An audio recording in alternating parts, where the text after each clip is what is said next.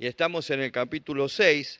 Tengan en cuenta que no vamos a estudiar a fondo los sellos porque eso ya está en el material de escatología que está subido a internet. Nuestro estudio se centra en Jesucristo y en la actividad que Jesucristo hace. Así que vamos a hacer un paneo por los sellos, por los juicios, pero no vamos a ir a fondo en cada uno de los sellos porque eso nos llevaría un tiempo que lo necesitamos para ver a Jesucristo en todo el desarrollo del libro del Apocalipsis. Si ustedes quieren ver esos temas en detalle, entonces van a YouTube y ponen escatología, el pastor, y ahí aparece. ¿Sí? Ahí están todos los estudios que hemos hecho en donde detallamos ahí cada uno de los sellos. Vamos a leer el capítulo 6 de Apocalipsis, desde el versículo 1 hasta el versículo 16, y luego vamos a ir viendo de a poquito qué es lo que nos está mostrando acá el Señor a través de la revelación. Vi cuando el Cordero abrió uno de los sellos y oí a uno de los 4 seres vivientes decir, con gran voz de trueno, ven y mira. Y miré, y he aquí un caballo blanco, y el que lo montaba tenía un arco, y le fue dada una corona, y salió vencedor y para vencer. Cuando abrió el segundo sello, oí al segundo ser viviente que decía, ven y mira, y salió otro caballo, bermejo, y al que lo montaba le fue dado poder de quitar de la tierra la paz, y que se matasen unos a otros, y se le dio una gran espada. Cuando abrió el tercer sello, oí al tercer ser viviente que decía, ven y mira, y miré, y aquí un caballo negro, y el que lo montaba tenía una lanza en la mano. Y oí una voz de en medio de los 4 seres vivientes que decía, 2 libras de trigo por 1 denario, y 6 libras de cebada por 1 denario, pero no dañes el aceite ni el vino. Cuando abrió el cuarto sello, oí la voz del cuarto ser viviente que decía, ven y mira.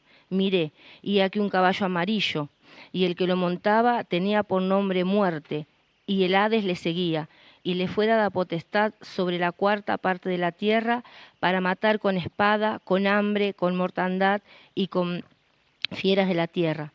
Cuando abrió el quinto sello, vi bajar del altar las almas de los que habían sido muertos por causa de la palabra de Dios y por el testimonio que tenían. Y clamaban a gran voz diciendo, ¿hasta cuándo, Señor, santo y verdadero, no juzgas y vengas nuestra sangre en los que moran en la tierra? Y se les dieron vestiduras blancas, y se les dijo que descansen todavía un poco de tiempo, hasta que se completara el número de sus consiervos y sus hermanos, que también habían de ser muertos como ellos. Miré cuando abrió el sexto sello, y aquí hubo un gran terremoto, y el sol se puso negro como tela de silicio, y la luna se volvió como sangre, y las estrellas del cielo cayeron sobre la tierra como la higuera deja caer los higos cuando es sacudida por un fuerte viento. Y el cielo se desvaneció como un pergamino que se enrolla, y todo monte y toda isla se removió de su lugar. Y los reyes de la tierra, y los grandes, los ricos, los capitanes, los poderosos, y todo siervo y todo libre, se escondieron en las cuevas y entre las peñas de los montes, y decían a los montes y a las peñas, caed sobre nosotros y escondednos del rostro de aquel que está sentado sobre el trono y de la ira del Cordero. Muy bien, entonces acá tenemos la apertura del primer sello. Esto tiene que verse como un solo juicio. No son 3 tipos de juicios distintos, sino que es un solo juicio. Son 7 sellos. Del 7º sello se desprenden las 7 trompetas y las 7 copas. Es un solo juicio. Los sellos son juicios que abarcan una mayor cantidad de extensión. Las trompetas son juicios muy fuertes, ¿sí? Pero ya más focalizados. Y las copas son juicios que se derraman específicamente sobre un lugar y de manera rápida, de manera violenta. Pero todo esto forma parte de un solo juicio, que es el juicio de los 7 sellos. No son sellos simultáneos, no es que se abren todos juntos, se van abriendo de manera sucesiva, pero todos estos juicios están contenidos dentro de los sellos. No sé si se entiende lo que les digo. Todo forma parte de un solo juicio. Cuando hablamos de sellos, estamos hablando de algo que pertenece a Dios, de algo que es propiedad del Señor. Los sellos se extienden desde el capítulo 6 del Apocalipsis, haciendo un paréntesis de gracia en el capítulo 7, que después vamos a ver, en donde hay dos compañías de salvados, una de Israel y otra de una multitud que sale de la gran tribulación, y terminan la apertura del séptimo sello en el capítulo 8, versículo 1, de donde se van a desprender después todo el juicio que vienen de las trompetas, ¿sí? Los sellos los están abriendo, lo está abriendo el Cordero, el Señor. Los ángeles son los que van a tener la misión de tocar la trompeta, y las copas de ira son las copas de ira que el Padre va a derramar sobre la humanidad por haber rechazado a Jesucristo en la cruz del Calvario. Para los adventistas, los sellos están simbolizando el día sábado, pero en realidad en ningún momento en la descripción de la Escritura se habla del día sábado. El sello en este caso es una cuestión de que es propiedad de Dios. Estos juicios están en las manos de Dios, son entregados al Hijo y son propiedad de Dios. En ningún momento se está hablando de sellos que tengan que ver con algún día específico o con algún servicio de la semana. No, muy bien. Lo que está escrito ahí no se nos va a leer. No es que Juan nos está leyendo los 7 sellos, sino que Juan nos va a describir. El ángel lo llama y le dice, ven y mira.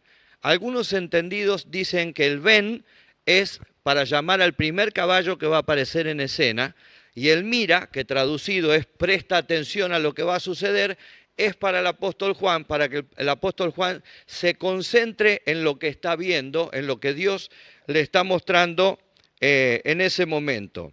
A veces son difíciles de entender, sobre todo los sellos que tienen que ver, los primeros 4 sellos que tienen que ver con los caballos del Apocalipsis, porque lo que confunden es el color. Uno mira el color y ya tiene predestinado en la cabeza qué simboliza ese color. Pero recuerden lo que les dije en el principio, los colores solo son símbolos que valen o son válidos en un momento y en un contexto. Pueden significar en un contexto una cosa y pueden significar en otro contexto otra cosa. No tenemos que hacer una doctrina de los colores. En ningún lugar de la Biblia se nos pide que hagamos una doctrina de los colores. Son símbolos. El mismo rojo, sangre, carmesí, que representa la muerte, en este caso, o la gran matanza que va a haber, es el mismo rojo, sangre, carmesí, que Dios le pide a Moisés para las cortinas del templo, por ejemplo. Entonces, no podemos nosotros hacer del símbolo de los colores una doctrina. Los colores son simplemente colores. Otros se confunden en el tema de los caballos porque miran el libro de Zacarías. Zacarías tiene muchas visiones, ayer hablábamos de eso en el mensaje, contiene 8 visiones, y en la visión del capítulo 6, versículos 2 y 3, se mencionan también caballos, y da la casualidad que los caballos que se mencionan tienen los mismos colores. Podemos leerlo, Zacarías 6, 2 y 3. En el primer carro había caballos aladazones, en el segundo carro caballos negros, en el tercer carro caballos blancos, y en el cuarto carro caballos overos rociados rodados.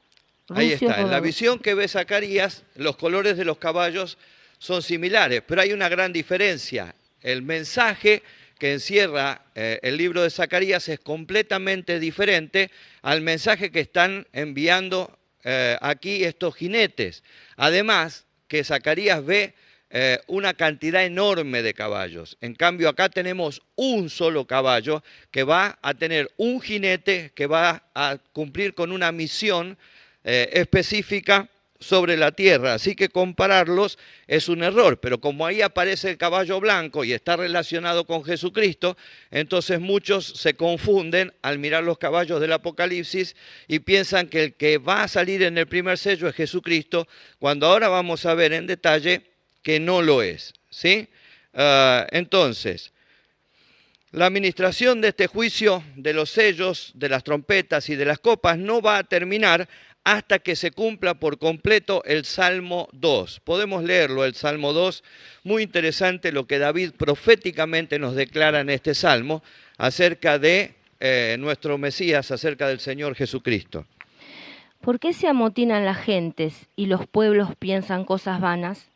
Se levantarán los reyes de la tierra y príncipes consultarán unidos contra Jehová y contra su ungido, diciendo: rompamos sus ligaduras y echemos de nosotros sus cuerdas.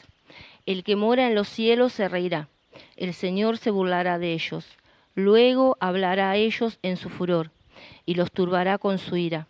Pero yo he puesto mi rey sobre Sión, mi santo monte. Yo publicaré el decreto. Jehová me ha dicho: mi hijo eres tú. Yo te he engendrado hoy. Pídeme y te daré por herencia a las naciones, y como posesión tuya los confines de la tierra. Los quebrantarás con vara de hierro, como vasija de alfarero los desmenuzarás.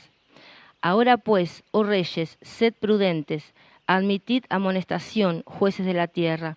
Servid a Jehová con temor, y alegraos con temblor. Honrad al Hijo, para que no se enoje y perezcáis en el camino, pues se inflama de pronto su ira. Bienaventurados todos los que en él confían. Muy bien, este Salmo 2 es un salmo profético de David y es el salmo que nos muestra el final de toda la aplicación de los juicios que nosotros tenemos en el Apocalipsis, donde la ira del Cordero primero y la ira del Padre van a ser derramadas sobre la humanidad por causa de la obra del Señor Jesucristo en la cruz del Calvario. Este capítulo 6 de Apocalipsis también es el cumplimiento de la profecía de las 70 semanas dada por Daniel. En Daniel capítulo 9, del versículo 20 al 27, nosotros tenemos la profecía de las 70 semanas. Vamos a leer un poquito y vamos a hacer un gráfico de lo que es esta profecía, que es la columna vertebral de todo lo que es el tiempo con el que fue medido Israel de parte de Dios. El tiempo de Israel y de los gentiles está en esta profecía y es impresionante la precisión que esta profecía tiene. Aún estaba hablando y orando y confesando mi pecado y el pecado de mi pueblo Israel, y derramaba mi ruego delante de Jehová mi Dios por el monte santo de mi Dios. Aún estaba hablando en oración cuando el varón Gabriel, a quien había visto en la visión al principio, volando con presteza, vino a mí como a la hora del sacrificio de la tarde, y me hizo entender y habló conmigo diciendo: Daniel, ahora has salido para darte sabiduría y entendimiento. Al principio de tus ruegos fue dada la orden, y yo he venido para enseñártela, porque tú eres muy amado. Entiende pues la orden y entiende la visión. 70 semanas están determinadas sobre tu pueblo y sobre tu santa ciudad, para terminar la prevaricación y poner fin al pecado, y expiar la iniquidad, para traer la justicia perdurable y sellar la visión y la profecía y ungir al santo de los santos. Sabe pues y entiende que desde la salida de la orden para restaurar y edificar a Jerusalén hasta el Mesías, príncipe, habrá 7 semanas y 72 semanas. Se volverá a edificar la plaza y el muro en tiempos antiguos. Y desde de la semana 72 se quitará la vida al Mesías, mas no por sí, y el pueblo de un príncipe ha de venir, destruir la ciudad y el santuario, y su fin será con inundación, y hasta el fin de la guerra durarán las devastaciones. Y por la otra semana confirmará el pacto con muchos. A la mitad de la semana hará cesar el sacrificio y la ofrenda. Después, con la muchedumbre de las abominaciones, vendrá el desolador, hasta que venga la consumación y lo que está determinada se derrame sobre el desolador. Muy bien, Daniel está orando en la presencia del Señor. Está estudiando la profecía de Jeremías que habla del cautiverio, y el cautiverio de Israel está medido casualmente en 70 años. Desde la cautividad hasta la reconstrucción del templo. Son medidos esos 70 años según los expertos. Y estudiando se da cuenta que el número 7 o el número 70 es un número con el que Dios midió a Israel en el tiempo, pero no llega a entender lo que está sucediendo o lo que Dios quiere mostrarle. Y eso desata en Daniel una preocupación y una curiosidad que lo lleva a interceder para que Dios le cuente de qué se trata este asunto. Y Dios le revela la profecía más importante de todas las profecías que podamos tener en la Biblia en relación al tiempo en que Dios ha medido al pueblo de Israel y a los gentiles. Esta profecía y este tiempo solamente cuenta y funciona cuando Israel está en su tierra y está haciendo la voluntad de Dios. Cuando está fuera de su tierra o está fuera de la voluntad de Dios, el tiempo no corre, el reloj de Dios se detiene. Pero cuando Israel está en su tierra y está haciendo la voluntad de Dios, el tiempo de Dios comienza a correr con Israel como protagonista en la escena. Entonces, ¿qué le dice Dios? Que están determinadas 70 semanas, ¿sí?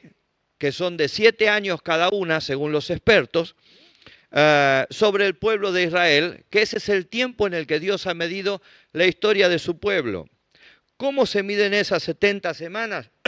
Desde que se da el decreto de reedificación de la ciudad y de los muros, porque hay 4 decretos de reedificación. El primero lo da Ciro, el segundo lo da Darío, el tercero lo da Artajerjes y hay un 4.º decreto de Artajerjes, que este sí es el que está en Nehemías capítulo 2, versículo 8, en donde se le da permiso a Nehemías y se le provee de todo para que pueda reconstruir la ciudad y pueda reconstruir el muro interior. Ese decreto, más o menos aproximadamente en la historia, se dio en el 445 a.C. Así que ahí comenzó a correr, más o menos, el tiempo de Dios para con Israel, que vuelve a su tierra y comienza a reedificar la ciudad y comienza a reedificar los muros, ¿sí? La historia cuenta que tardaron 52 semanas de lo que se nos menciona acá. 7 semanas, tomándolas de 7, ¿no es cierto? Serían 49 años, entre 49 y 52 años fue lo que tardaron en hacer toda esa reconstrucción. Por eso habla de 7 semanas y después le agrega 62 semanas, porque desde que se termina el muro y la reconstrucción en tiempos de Nehemías hasta la llegada del Mesías príncipe. ¿Quién es el Mesías príncipe? Cristo. Pero no se puede contar el Mesías príncipe, como algunos los cuentan, en el pesebre, porque en el pesebre el Mesías no fue reconocido como rey y como príncipe por la humanidad, fue reconocido por Dios, pero no por la humanidad. El Mesías es reconocido como príncipe cuando entra en la entrada triunfal a Jerusalén, que eso nosotros lo tenemos en Lucas, capítulo 19, versículo 38 al 42. Ahí cuando Jesús entra, recuerden que la gente, ¿qué le grita? Hosana, hosana al Hijo de David. Lo están reconociendo como el príncipe. El Mesías príncipe entra y se están cumpliendo acá las 62 semanas faltantes de la primera etapa de la profecía, que sumada a las 7 semanas anterior de la reconstrucción, nos dan un total de 69 semanas. ¿Sí? Ahora, cuando el Mesías entra, dice ahí en la profecía que hemos leído, se le quita la vida al Mesías. No por él, es decir, no muere de manera natural, lo que está indicando es que es una muerte violenta y provocada, y nosotros sabemos que en pocos días después de la entrada triunfal a Jerusalén, Jesús termina siendo crucificado en la cruz del Calvario, lo que cierra la primera etapa de la profecía. Se para el reloj de Dios, porque comienza la gracia, y en la gracia Israel no es protagonista. Es más, Israel cae bajo una persecución tremenda que termina en el año 70 con Tito, emperador de Roma, quemando el templo, destruyendo la ciudad, entrando, según cuenta la historia. Él no quería destruir la ciudad, ni quería atacar a la ciudad, respetaba la ciudad y respetaba el templo, pero dice que le dio tanta bronca lo que estaba pasando con los líderes que seducían al pueblo a resistir cuando no había manera ya de resistir el asedio, que entonces entró y destruyó todo, y literalmente, como Jesús lo profetizó, no quedó piedra sobre piedra del templo. Todo fue completamente destruido. ¿Sí? Así que las 69 semanas se terminan en la cruz del Calvario y ahí se para el reloj de Dios, porque ahí el protagonismo lo toma la iglesia. En la gracia, el protagonista es la iglesia. Israel pasa a un segundo plano, no es protagonista de la historia de salvación. ¿Sí? Queda una sola semana por venir, que es la semana en donde el pueblo de un príncipe que dice que ha de venir, que reclama su principado cuando no lo tiene, vendrá para tomar el lugar en el templo como Dios, y entonces se desatará la última gran persecución sobre Israel, que será la última semana que nosotros conocemos como la semana de la gran tribulación. ¿Sí? Esa semana de la gran tribulación comienza con, nosotros creemos, hay distintas posiciones, quiero decirle con respecto a esto, pero nosotros creemos que comienza con el arrebatamiento de la iglesia, 3 años y medio en donde este príncipe, pseudo príncipe, va a hacer pactos y va a prometer una paz que no va a durar mucho, y 3 años y medio en donde, después de hacer un sacrificio inmundo en el templo, va a desatar su furia contra toda la humanidad y especialmente contra Israel, tratando de destruir a Israel, tratando de sacarlo de la faz de la tierra. Esta es la profecía más importante que tenemos en la Biblia y más precisa que hay en cuanto al tiempo. Si ustedes hacen la cuenta de 70 por 7, les va a dar exactamente lo que les estoy diciendo con respecto a las semanas de construcción, a las semanas que van desde que se terminó de construir hasta que Jesús entra en Jerusalén, la crucifixión, y entonces ahora solamente nos queda una semana de tiempo que en cualquier momento se activa, por lo que nosotros estamos viendo. Hoy yo le decía a los hermanos, este ataque feroz al que está siendo sometido Israel solamente necesita de 2 aliados, China y Rusia.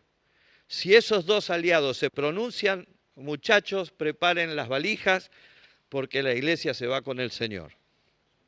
Estamos en los umbrales de lo que sería el cumplimiento de esta última semana que nos habla el profeta Daniel. No sé si más o menos se entiende. Hagan la pregunta y después recuerden que lo compartimos, ¿sí? Muy bien. Bajo el primer sello nosotros leímos que sale el jinete del caballo blanco. Este no es el Señor Jesucristo.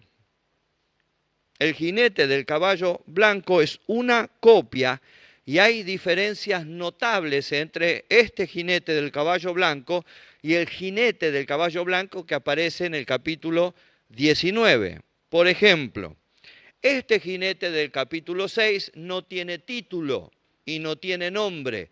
El del 19 vamos a ver después que tiene título y tiene nombre. Recuerdan que se llama Rey de Reyes, Señor de Señores, en su muslo y en su vestidura está escrito, ¿se acuerdan? Hay una gran diferencia entre este y el otro. Cristo está abriendo los sellos, así que no puede ser el primer jinete que está saliendo a la escena, porque Él es el que está dando inicio a todos estos juicios. En tercer lugar, se dice que se le da una corona, es decir, no tiene autoridad propia, es una autoridad que se le concede. ¿Quién le concede esta autoridad? Vamos a leer Daniel 8, 24 y 25, Daniel 11, 36 y segunda de Tesalonicenses capítulo 2, versículo 8 al 10. Y ahí vamos a desentrañar quién le está dando la autoridad, le está concediendo la autoridad a este jinete para que pueda actuar de la manera tremenda que va a actuar. Y su poder se fortalecerá, mas no con fuerza propia, y causará grandes ruinas, y prosperará, y hará arbitrariamente, y destruirá a los fuertes y al pueblo de los santos. Con su sagacidad hará prosperar el engaño en su mano, y en su corazón se engrandecerá, y sin aviso destruirá a muchos, y se levantará contra el príncipe de los príncipes, pero será quebrantado, aunque no por mano humana. Fíjense en lo que empieza describiendo Daniel ahí, ¿no? Que se mueve con una fuerza descomunal, pero no es propia, no es algo que él tiene, es algo que le es cedido, algo que le es concedido. Daniel 11:36.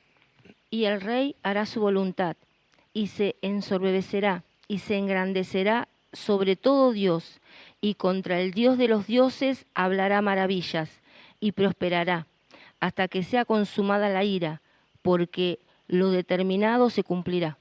Muy bien, ahí nos está describiendo Daniel algunas características acerca de este personaje. Se levanta contra Dios, se ensoberbece, finalmente es quebrantado por el Señor, porque no es quebrantado por un poder humano, dice, es quebrantado por el Señor. Toda esa soberbia será aplacada como ya está determinado, y el diablo sabe que está determinado su final. Por eso toda esta crisis y todo este horror que el mundo entero está viviendo, ¿no es cierto? Vamos a leer 2 de Tesalonicenses 2, versículo 8 al 10, y ahí vamos a encontrar quién es el que le confiere el poder. Y entonces se manifestará aquel inicuo, a quien el Señor matará con el espíritu de su boca, y destruirá con el resplandor de su venida. Inicuo, cuyo advenimiento es por obra de Satanás, con gran poder y señales y prodigios mentirosos, y con todo engaño de iniquidad, para los que se pierden, por cuanto no recibieron el amor de la verdad para ser salvos. Muy bien, ¿quién es el que le da el poder?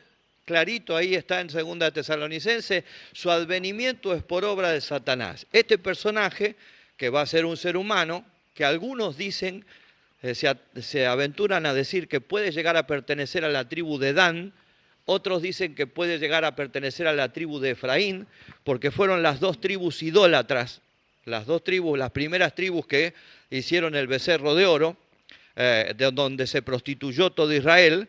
Entonces muchos piensan que el anticristo puede venir de esas dos tribus, o de Dan o de Efraín. Ahí lo tenemos descripto, ¿no es cierto? ¿Qué daño va a hacer, qué poder va a desarrollar sobre el mundo entero? Un poder que no es propio, es una persona que va a ser investida con el poder del mismo infierno. Todo el poder del infierno va a estar sobre esta persona para que pueda hacer y deshacer como quiera. Obviamente el anticristo, que es el jinete de este caballo blanco, es la copia burda de nuestro Señor Jesucristo. ¿Sí? Bueno, este viene de la tierra y el cordero nosotros tenemos que está en el cielo. Este provoca hambre, provoca peste, provoca epidemias, provoca guerra, y el Señor jamás provocaría todo esto porque el Señor es príncipe de paz, ¿sí? Así que no provocaría jamás semejante daño, semejante desastre sobre la humanidad que tanto ama, por la cual dio la vida en la cruz del Calvario. Sale conquistando, dice, ¿sí? Venciendo y para vencer. Daniel 11:21, tenemos la palabra ahí, sale venciendo y para vencer, es decir, se impone de una manera violenta, se impone de una manera brutal, ¿sí? No se impone pacíficamente, no se impone a través del diálogo. Y tengan en cuenta que lleva un arco. El arco, que también en algún momento aparece como una arma accesoria en el Mesías, no es el arma principal del Mesías. El arma principal del Mesías está en la espada, ¿sí? Y no en el arco. Entonces esto nos da una claridad absoluta de que el que tenemos montando el caballo blanco no es Jesucristo, es el anticristo que va a tomar lugar, posesión y autoridad sobre el mundo entero. Y le sucederá en su lugar un hombre despreciable, al cual no darán la honra del reino, pero vendrá sin aviso y tomará el reino con halagos. Algunos dicen que este caballo blanco, jinete del caballo blanco, representa el Evangelio. Tampoco puede representar el Evangelio. ¿Por qué? Si decimos que Jesucristo es príncipe de paz, el Evangelio está definido en la palabra como el Evangelio de la paz. Entonces, no podría el Evangelio de ninguna manera provocar esto, y además contradice lo profetizado por Ezequiel en Ezequiel capítulo 38, versículo 8 y versículo 11. De aquí a muchos días vendrá visitado, al cabo de años vendrá a la tierra, saldrá de la espada, recogida de muchos pueblos, a los montes de Israel, que siempre fueron una desolación, mas fue sacada de las naciones y todos ellos moraban confiadamente. Y dirás, subiré contra una tierra indefensa, iré contra gentes tranquilas que habitan confiadamente, todos ellos habitan sin muro y no tienen cerrojos ni puertas. Gente tranquila que habita confiadamente, todos ellos habitan tranquilos, no tienen ni muros ni puertas. Esa es la referencia al Evangelio, esa es la referencia al pueblo de Dios, un pueblo de paz. Nunca el Evangelio se impuso por la guerra. Por eso yo no estoy de acuerdo cuando se incita a la iglesia a salir a las calles, a las protestas, a volverse violenta, porque la iglesia no está para hacer ese trabajo. Nosotros somos hombres de paz, agentes de paz. En todo caso, nosotros tenemos una arma que no es violenta para el mundo, que es la oración, a través de la cual podemos destruir fortalezas, dice la palabra del Señor. Así que no tenemos por qué tomar las mismas armas que el enemigo tiene para combatirlo. Aparece un segundo jinete, que es el caballo bermejo. En realidad es un caballo de color rojo sangre que va a perseguir a la humanidad, desatando una guerra de característica mundial y causando millones de muertes. Dice que va a quitar la paz de la tierra. Se le dio poder para quitar la paz de la tierra, para matar y quitar la paz de la tierra. La palabra que usa es la palabra sphazo, que se escribe S-P-H-A-Z-O. Y esa palabra es, que se traduce ahí como matar, es degollar, es asesinar degollando. Así que fíjense en la violencia de la guerra que este jinete va a desarrollar sobre la humanidad. Estamos en esos umbrales. Si miramos lo que está pasando en Medio Oriente en este momento, el ataque de Hamás, estos son todos preludios y anticipos para la iglesia, para que la iglesia se prepare. Algunos hermanos piensan que ya estamos en el tiempo de los 4 jinetes. Yo particularmente creo que no, porque para que estuviéramos en el tiempo de los 4 jinetes, la iglesia, en mi opinión, ¿sí?, que somos pretribulacionistas, la iglesia debería haber sido arrebatada. De todas maneras, esto es un gran llamado de atención. No habrá organismo internacional que pueda garantizar la paz. Ni la ONU, ni la OTAN, no habrá ningún organismo internacional que pueda garantizar la paz, porque este tiene el poder de extenderse a través de la guerra y a través de la muerte. Finalmente sale el caballo negro en el tercer jinete, que es el resabio de todo lo que pasa cuando hay guerra. La guerra no favorece a nadie. La guerra lo único que genera, ¿qué es? Peste, enfermedades, miseria, sobre todo miseria. Se va a llegar a un grado de miseria tan grande que las personas, para poder comprar 400 gramos de trigo, van a tener que trabajar todo un día. ¿Sí? Así que imagínense el estado catastrófico en el que el mundo va a estar. Un día de salario para comprar 400 gramos de trigo. Y esto también lo tenemos en Lamentaciones 4, versículo 8, y en Lamentaciones 5, versículo 10. Oscuro más que la negrura en su aspecto, no los conocen por las calles, su piel está pegada a sus huesos, seca como un palo. Así quedó Jerusalén después de la incursión de Nabucodonosor. Jeremías mira y dice que están casi negras las personas y tienen la piel pegada a las costillas. Eso está hablando del hambre que había en ese momento. Porque eso es lo que deja la guerra. La guerra deja hambre, peste y miseria. La guerra solo favorece a los ricos y a los poderosos, pero a los pueblos los suma en una miseria impresionante. 5:10. Nuestra piel se ennegreció como un horno a causa del ardor del hambre. a causa del ardor del hambre, dice, la piel se ennegreció. Fíjense que el negro siempre está relacionado con eso. Hambre, peste, miseria, que es consecuencia de la guerra, consecuencia de cómo quedan los pueblos después de que pasó la guerra. Lamentable, ¿no es cierto? El cuarto jinete, el caballo amarillo, que no es, en la traducción no es amarillo el que nosotros conocemos, sino que es el amarillo pálido, el verdoso, el color cadavérico es en realidad el que está definiendo en el original. Este caballo amarillo por primera vez aparece, o este jinete, con nombre. El nombre es Muerte y lo sigue el Hades, ¿sí? Miren qué lindo dúo que tenemos ahí. Y aquí se cumple el juicio predicho en Ezequiel 14, del 21 al 23. Si nosotros tuviéramos que sacar una cuenta hoy de la cantidad de personas que la Biblia dice que van a morir por causa de esta imposición del anticristo, de esta guerra del anticristo, asciende más o menos el número a 2 millones de personas. 2 millones hoy, con la población mundial que tenemos hoy, más o menos alrededor de 2 millones de personas van a morir por la lucha despiadada que este hombre va a desarrollar sobre el mundo entero. Leemos. Por lo cual, así ha dicho Jehová el Señor: cuánto más cuando yo enviare contra Jerusalén mis 4 juicios terribles, espada, hambre, fieras y pestilencia, para cortar de ellas hombres y bestias. Sin embargo, he aquí quedará en ella un remanente, hijos e hijas, que serán llevados fuera. He aquí que ellos vendrán a vosotros, y veréis su camino y sus hechos, y seréis consolados del mal que hice venir sobre Jerusalén, de todas las cosas que traje sobre ella.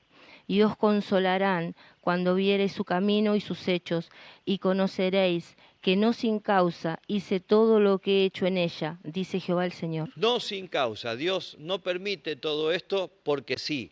No es una arbitrariedad. Dios tiene una razón y Dios tiene una causa para que esto suceda. Aparece el quinto sello. El quinto sello es de los mártires. Muy discutido de estos mártires, ¿sí? ¿Quiénes son estos mártires? Estos mártires probablemente estén formados por gentiles, pero personalmente yo creo que en su mayoría son mártires judíos. ¿Por qué pienso que son en su mayoría mártires judíos? En primer lugar, la descripción que nos da es el altar del sacrificio. El altar del sacrificio estaba dentro del templo de Jerusalén, ¿sí? La iglesia no tiene un altar del sacrificio porque la iglesia el sacrificio lo tiene en Jesucristo, en la cruz del Calvario, hecho una vez y para siempre. Y además, el lenguaje que estos mártires tienen no es un lenguaje que tenga que ver con el Evangelio. ¿Qué dijo Jesús acerca de tu enemigo? Si tiene hambre, dale de comer. Si tiene sed, dale de beber. Si te pide que lleves la carga 1 milla, llévasela 2. Y en cambio acá lo que nosotros tenemos es una expresión de venganza de parte de estos mártires. Están diciendo ¿hasta cuándo? Están pidiendo, reclamando de alguna manera venganza por lo que se les ha sido hecho. Fíjense en que este lenguaje es un lenguaje muy judío. Es más, ellos esperan el día de venganza del Dios nuestro. Nosotros no esperamos el día de venganza. Nosotros esperamos el amanecer glorioso en la presencia del Señor. Vamos a leer, ahí tenemos el Salmo 74, versículo 9, versículo 10, 79.5 y 89.46. Empezamos. Salmo 74, versículos 9 y 10. No vemos ya nuestras señales, no hay más profeta, ni entre nosotros hay quien sepa hasta cuándo. ¿Hasta cuándo, Dios, nos afrentará el angustiador? Ha de blasfemar el enemigo perpetuamente tu nombre. ¿Se dan cuenta? Ese hasta cuándo es muy de Israel. Es muy judío. ¿Hasta cuándo, Señor, vas a permitir esto?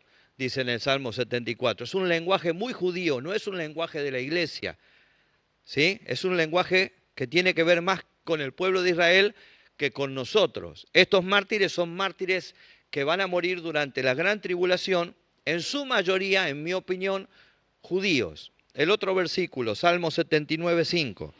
¿Hasta cuándo, Jehová, estarás airado para siempre? ¿Arderá como fuego tu celo? Nuevamente, ¿hasta cuándo? ¿Estarás airado para siempre? ¿Sí? Es decir, le están pidiendo a Dios que se acorte el tiempo y que de una vez por todas se tome venganza en esta situación, se reivindique la situación. No es el lenguaje de la iglesia. Jesús, mientras lo estaban crucificando, no decía, ahora van a ver lo que les va a pasar. ¿Sí? No, Jesús decía, Padre, perdónalos.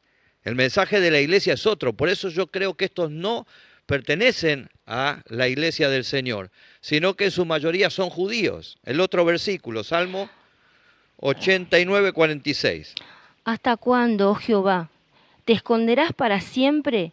¿Arderá tu ira como el fuego? Nuevamente, y podemos revisar los salmos y vamos a encontrar esta expresión más de una vez. ¿Sí? Es una expresión relacionada con el pueblo de Israel. La respuesta de Dios a ese hasta cuándo es, muchachos, tienen que esperar, porque todavía hay muchos que van a morir, van a ser martirizados, hasta que se complete el número de los consiervos, ¿sí?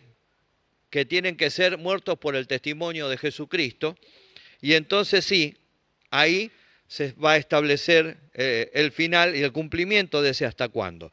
Para los que creemos que el Señor levanta la iglesia y ahí comienza la primera semana o la última semana de la humanidad, este último sello que hemos visto, el quinto sello, sería el sello que llega hasta la mitad de la gran tribulación. En este sello se estaría cumpliendo, según nuestra posición, lo que sería la mitad de la gran tribulación. ¿Sí? Luego tenemos el sexto sello, que es conocido como el sello de la ira. Llegamos entonces a lo que es la ira del Cordero. En Apocalipsis tenemos la ira del Padre y la ira del Cordero. Ahora estamos en la ira del Cordero. Los reyes van a conducir a sus ejércitos para la batalla. Todo el orden civil y moral se desmorona. Nosotros estamos viendo, y ayer me preocupó mucho cuando uno de los postulantes mencionaba tanto la Agenda 2030, porque la Agenda 2030 no es otra cosa que el derribar el orden civil y moral del mundo. Si ustedes leen, si entran en Internet y miran la propuesta de la Agenda 2030, se van a horrorizar realmente de lo que ahí se propone. Entonces, todo esto se está preparando ya. La iglesia tiene que levantar la cabeza, la iglesia tiene que prestar atención, porque todo esto ya se está preparando. Nosotros estamos viendo el inicio, los preparativos. ¿Viste? Como cuando vamos a tener una reunión especial, que los músicos afinan los instrumentos, los porteros ya se paran lindos en la puerta con sus trajecitos, los hermanos ya se van acomodando. Bueno, eso es lo que estamos viendo ahora. Los preparativos de lo que va a ser en cualquier momento el desarrollo de esta última semana profetizada ahí en Daniel. Muy bien, la oración de los mártires es contestada parcialmente acá, porque la ira del Cordero está siendo derramada sobre la humanidad. En el capítulo 7 nosotros tenemos un paréntesis de gracia.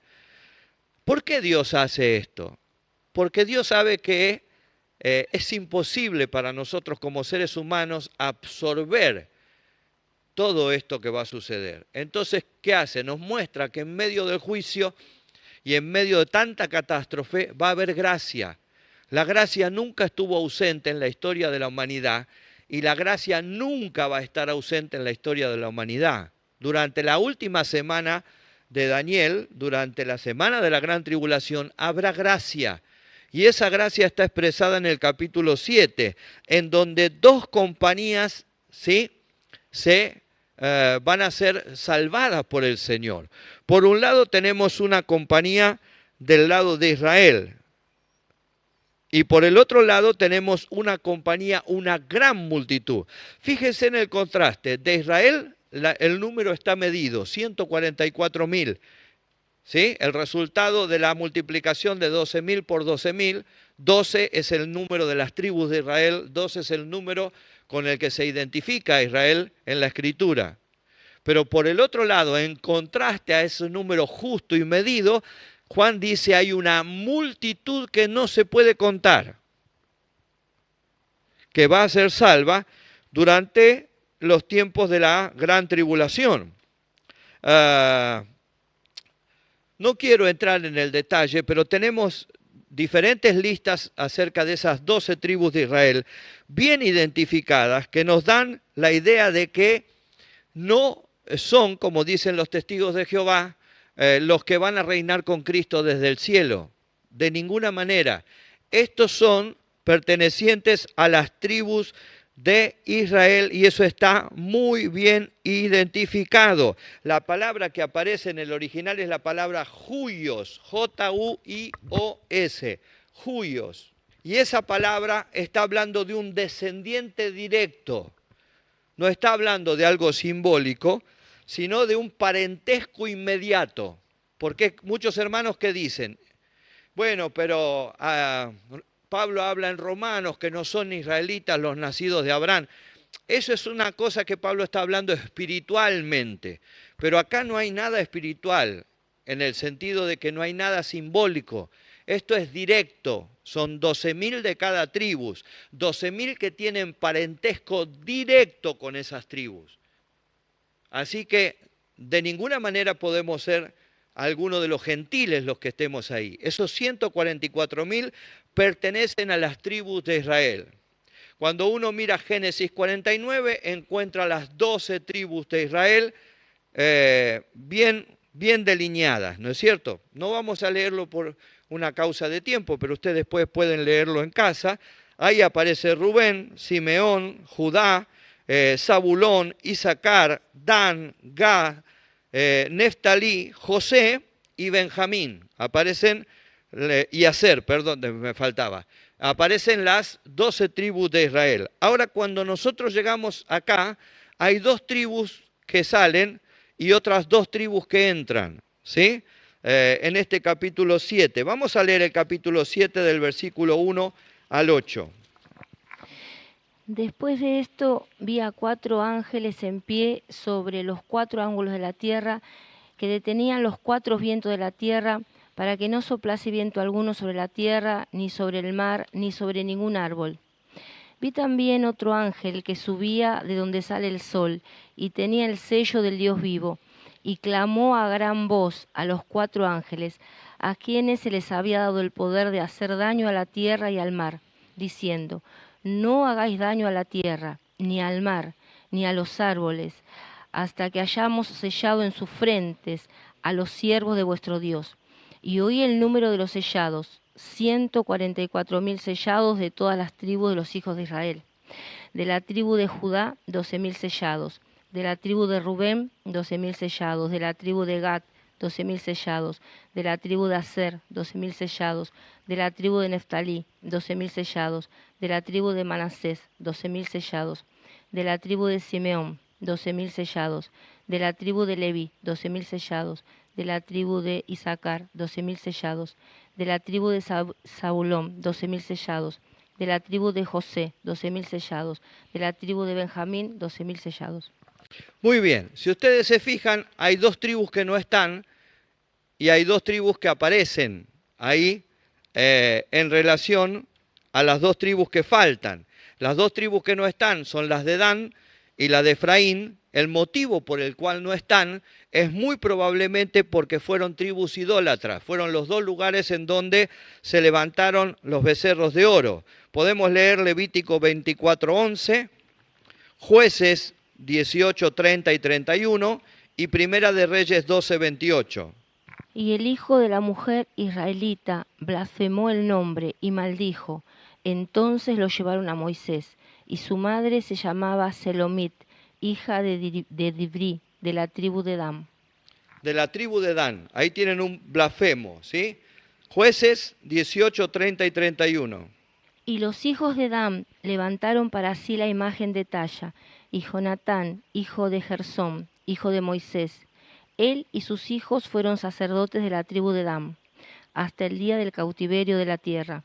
Así tuvieron levantada entre ellos la imagen de talla de Micaía, que Micaía había hecho todo el tiempo que la casa de Dios estuvo en Silo. Muy bien. Y Primera de Reyes 12, 28. Esa es la razón, ¿sí? levantaron una imagen de talla, fueron idólatras y por eso la tribu de Dan y la tribu de Efraín salen. Es un lugar, entra la tribu de Leví, que no tenía herencia, porque recuerden que en la repartición de las tierras, Dios no quiso que ellos tuvieran una herencia, sino que quería que en cada una de las tribus se les cediera una porción de tierra a ellos para que como sacerdotes pudieran ministrar sobre todo el pueblo. Pero acá en este caso entran los de la tribu de Leví en lugar de los de la tribu de Dan y entra Manasés en el lugar de lo que es la tribu de Efraín. Hizo el rey 2 becerros de oro y dijo al pueblo: bastante habéis subido a Jerusalén. He aquí tus dioses, oh Israel, los cuales te hicieron subir de la tierra de Egipto. Ahí está cuando fabrican los 2 becerros de oro y entonces todo Israel se termina prostituyendo detrás, esto lo hace Jeroboam, termina prostituyéndose detrás de los ídolos. Por esa razón son quitados de ahí y no figuran en esta lista que tenemos en Apocalipsis. Pero cuando nosotros vamos a Ezequiel, capítulo 48, nos encontramos con que ninguna tribu queda fuera. Después ustedes léanlo en casa, por causa de tiempo no lo vamos a leer, pero ninguna tribu queda fuera. Dios incluye a todas las tribus porque en su gracia también perdona a la tribu de Dan, también perdona a la tribu de Efraín y todos reciben una porción de heredad en el tiempo del milenio, en el tiempo en el que van a estar sirviendo a Dios y ministrando la palabra de Dios en el mundo. Esto habla de la gran gracia que el Señor Jesucristo tiene para con todas las personas. Son excluidos en este momento porque estos 144.000 tienen una misión especial. La misión es predicar durante el milenio, durante el tiempo de la gran tribulación a Jesucristo, porque ellos han creído y se han convertido y entonces están siendo sellados y guardados para predicar el Evangelio, ¿sí? Y en esa misión estos que fueron idólatras no están, pero no están excluidos de la gracia, están excluidos de esta misión. ¿Se entiende? Perfecto, muy bien. Tengan en cuenta que el sello no es, como algunos hermanos dicen, un tatuaje, porque el tatuaje está prohibido en la palabra del Señor. Está completamente prohibido. Levítico 19, versículo 28 y Levítico 21, versículo 5 nos demuestran que el tatuaje está prohibido.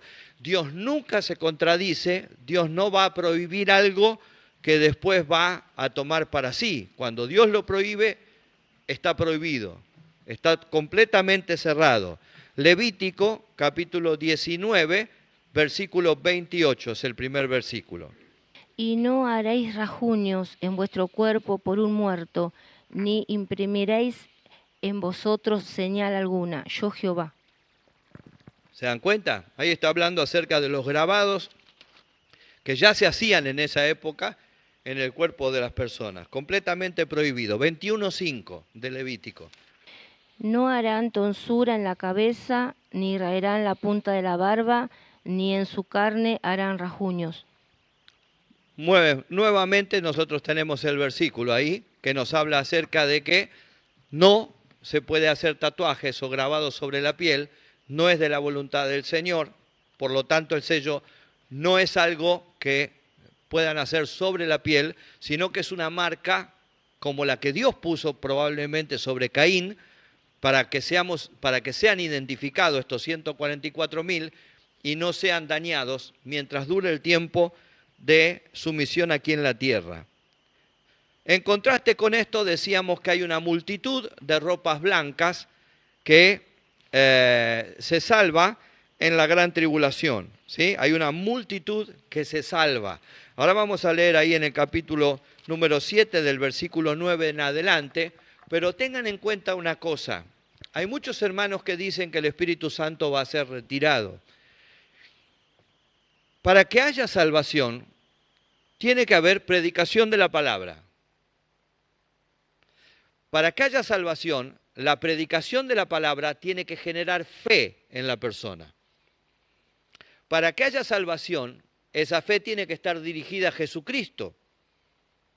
Para que se produzca esa fe, tiene que haber un convencimiento de pecado. Y el único que convence de pecado, de justicia y de juicio es el Espíritu Santo. Entonces, improbable que el Espíritu Santo sea retirado, porque el Espíritu Santo va a estar más activo que nunca. Si hoy, que no estamos viviendo esta época de juicios, nos cuesta tanto estar de pie y permanecer en el Señor con la ayuda del Espíritu Santo, imagínense si tuviéramos que estar en esta época y el Espíritu Santo estaría ausente o retirado. Sería imposible poder sobrellevar ese tiempo. Realmente imposible. Leemos el capítulo 7. Después de esto miré, y he aquí una gran multitud, la cual nadie podía contar, de todas naciones y tribus y pueblos y lenguas, que estaban delante del trono y en la presencia del Cordero, vestidos de ropas blancas y con palmas en las manos, y clamaban a gran voz diciendo: La salvación pertenece a nuestro Dios, que está sentado en el trono, y al Cordero. Y todos los ángeles estaban en pie alrededor del trono y de los ancianos y de los 4 seres vivientes, y se postraban sobre sus rostros delante del trono y adoraban a Dios, diciendo: Amén. La bendición y la gloria y la sabiduría y la acción de gracia y la honra y el poder y la fortaleza sean a nuestro Dios por los siglos de los siglos. Amén. Entonces uno de los ancianos habló diciendo: Estos que están vestidos de ropas blancas, ¿quiénes son y de dónde han venido? Yo les dije: Señor, tú lo sabes. Y él me dijo: Estos son los que han salido de la gran tribulación y han lavado sus ropas y las han emblanquecido en la sangre del Cordero. Por esto están delante del trono de Dios y les sirven de día y noche y en su templo.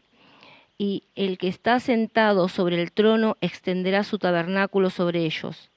Ya no tendrán hambre ni sed, y el sol no caerá más sobre ellos ni calor alguno. Porque el Cordero que está en medio del trono los pastoreará y los guiará a fuentes de agua de vida, y Dios enjugará toda lágrima de los ojos de ellos. Muy bien, fíjense que el anciano le pregunta: ¿estos quiénes son? ¿De dónde salieron? A veces el problema que tenemos en la iglesia es que hay muchos coros que arrastramos de años que no están exactamente en cuanto a la descripción bíblica y nos traen alguna confusión. Porque hemos cantado más de una vez, Juan vio el número de los ancianos, de los salvados, perdón, y en ese número estaba yo, ¿sí? Entonces pensamos que esa multitud que Juan ve son los salvados de todas las edades. No, son los salvados de la gran tribulación, porque lo especifica bien y claro ahí. No por esto vamos a dejar de cantar ese coro que es hermoso, es motivacional, ¿no es cierto? Nos emociona. Yo no lo digo para que lo dejemos de cantar, porque si tenemos que dejar de cantar todos los coros en los que encontramos un error teológico, nos vamos a quedar con 2 o 3 coritos nada más, ¿no? Los coros han sido hechos con muy buena intención, pero muchas veces no reflejan lo que es la exactitud de la palabra. Eso nos hace equivocar a veces, porque en esa multitud no voy a estar yo, ni van a estar ustedes. En esa multitud van a estar los salidos de la gran tribulación. Y fíjense que se habla de un sufrimiento extremo de estas personas, porque dice que el Cordero va a enjugar toda lágrima de los ojos de ellos. Quiere decir que el sufrimiento que tuvieron que soportar durante esos años bajo la persecución del anticristo, que será algo terrible, pero tremendo será, vivir sin paz en el mundo, será algo tremendo. Por eso a veces los hermanos hablan de una segunda oportunidad. Y yo estoy cansado de decirles: no piensen en una segunda oportunidad, porque las condiciones van a ser totalmente distintas. La segunda oportunidad sería si las condiciones son las mismas, pero acá las condiciones se agravan de una manera terrorífica. Será estar bajo el gobierno del anticristo, será estar bajo la voluntad del anticristo. Van a desear la muerte, dice, y la muerte no les va a llegar. Entonces, no va a ser un tiempo agradable. Esas personas que están ahí van a tener que ser consoladas por el Señor, por la magnitud del sufrimiento que han tenido a lo largo de lo que ha sido la gran tribulación. Terrible, completamente terrible. Por eso más que nunca nuestro mensaje para la iglesia es: saque boleto de ida en el primer vagón, no piense en una segunda oportunidad, porque las cosas se van a poner cada vez más difíciles. Y si no podemos ahora, vuelvo a insistir, con la ayuda del Espíritu Santo, ¿cómo vamos a hacer en este tiempo? Tengan en cuenta que nadie se va a salvar por dar la vida, nadie se va a salvar por morir. Van a morir a causa de la fe, van a morir a causa de no negar a Cristo. Y su salvación será por la fe en el Señor Jesucristo, pero no por dar la vida o por morir, porque eso sería salvación por obras. Y nadie se salva por las obras que realice. Todos los que se salvan y se han salvado a través de la historia, lo han hecho a través de la fe en el sacrificio del Señor Jesucristo. No hay otro nombre dado a los hombres en el que podamos ser salvos, sino solamente Jesucristo. Hay una multitud que está vestida de ropas blancas, hay una multitud que está adorando al Señor, hay una multitud que ya no va a sufrir más. Fíjense en que se habla de que no tendrán más sed, que el sol no va a estar más sobre ellos, no van a tener calor. Todas estas son indicaciones de un gran sufrimiento que esta gente atravesó durante el periodo de la gran tribulación y ahora han sido salvados por el Señor. Este es un paréntesis hermoso que nos muestra la gracia del Señor Jesucristo. Amén. Muy bien. Llegamos al séptimo sello en el capítulo 8, que va a desatar lo que van a ser las trompetas y las copas. Y este último sello es un sello de silencio. Dios hace silencio, un paréntesis de gracia nuevamente, para ver si el hombre se arrepiente. Dios no busca castigar al hombre, Dios no busca hacerlo sufrir al hombre, Dios no se goza enviando a nadie al infierno. Lo que Dios quiere es que el hombre recapacite, lo que Dios quiere es que el hombre sea salvo, ¿sí? Entonces ese paréntesis de gracia es para que el hombre piense, evalúe y rectifique. Lamentablemente, por lo que viene, nos damos cuenta que el hombre hace todo lo contrario. El hombre no solo no evalúa y no rectifica, sino que blasfema el nombre del Señor. Y entonces este tiempo es un tiempo de tensa calma, como se dice, ¿sí? Cuando los ejércitos están enfrentados y todavía ninguno tira un tiro, ¿qué se dice? Tensa calma, en cualquier momento explota todo. Bueno, ese es el séptimo sello. Termina siendo un tiempo de tensa calma, una preparación o un preparatorio para lo que va a ser el desarrollo del juicio de las trompetas.